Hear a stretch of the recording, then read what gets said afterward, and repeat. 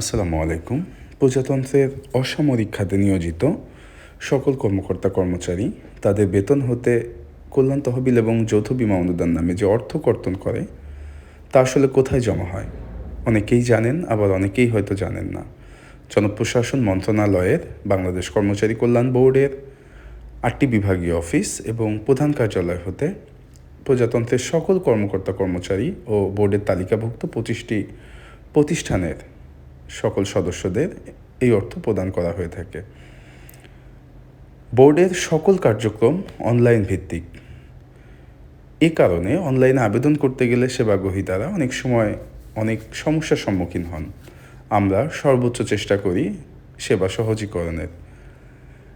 আমার ভিডিওর পরবর্তীতে কল্যাণ বোর্ডের প্রত্যেকটি সেবার আবেদন প্রক্রিয়া এবং নিষ্পন্ন প্রক্রিয়া এবং ইএফটি প্রক্রিয়া সকল বিষয় উপস্থাপন করা হবে, আপনাদের দেখার অনুরোধ রইল।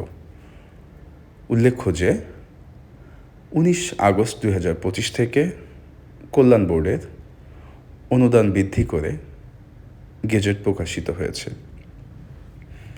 আমাদের সকল কার্যক্রম অনলাইন ভিত্তিক এবং সহজেই আমরা চাই যে সেবা যেন সেবাগ্রহীতাদের তার প্রান্তে পৌঁছে দিতে পারি।